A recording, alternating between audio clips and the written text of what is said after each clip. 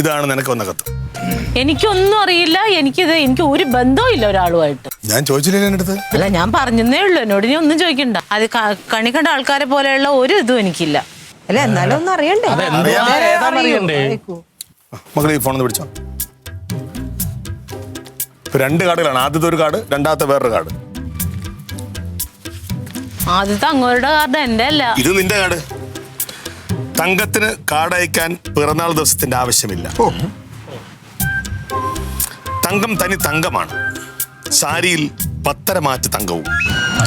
അജ്ഞാത കാമുകൻ. അജ്ഞാതൻ.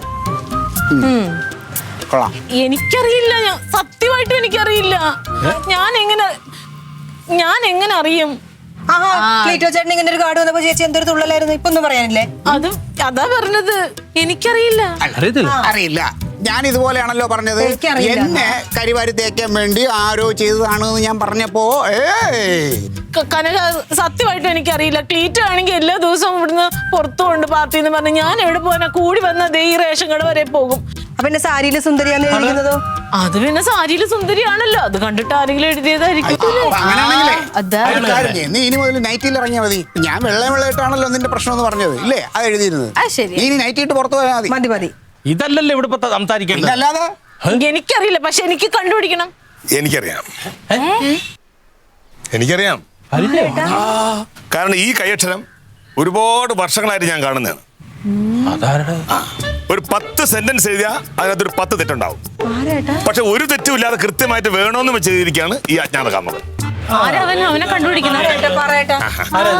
അവനല്ല, അവൾ. അവൾ. ഇവൾ. ഞാനോ? നീ ഞാനെന്തിനാ? എനിക്ക് തന്നെ ഞാനല്ല. നീ ഞാനല്ല. നോക്കോക്കള്, നീ എഴുതിയതല്ലേ? ഞാനല്ല. അമ്മ ചേച്ചിയുടെ ഹാൻഡ് റൈറ്റിംഗ്. കാര്യം പറയടി.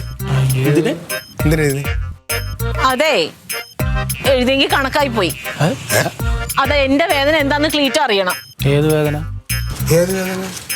ഭാര്യയ്ക്ക് വേറൊരു കാമുകൻ ഉണ്ടെന്ന് പറയുമ്പോൾ അതത്ര കേൾക്കാൻ സുഖമുള്ള കാര്യമൊന്നുമല്ല. ഈ മനുഷ്യന് കാമുകയുണ്ടെന്ന് പറഞ്ഞിട്ട് ഞാൻ ഇവിടെ കിടന്ന് വിഷമിച്ചിട്ട് പട്ടിയുടെ പുല്ലോളം എന്നെ വകവെച്ചോ? ഇവിടെ എന്തോരം കിടന്ന് ഞാൻ ഈ മനുഷ്യനോട് ചോദിച്ചത് ആരാന്ന് പറയാൻ, എന്നിട്ട് പറഞ്ഞില്ലല്ലോ. അപ്പൊ ക്ലീറ്റോയെ അനുഭവിക്കട്ടെ, ക്ലീറ്റോയെ വിഷമിക്കട്ടെ. പക്ഷേ ഉണ്ടല്ലോ, കരിങ്കല്ല. 18 കൊല്ലം മുമ്പ് എനിക്ക് നിന്നോട് പ്രണയം തോന്നിയത് നിന്നോട് ആർക്ക് പ്രണയം തോന്നാനെന്ന് കത്ത് വരാൻ പോണ് ഈ പ്രായത്തിൽ. ഇനി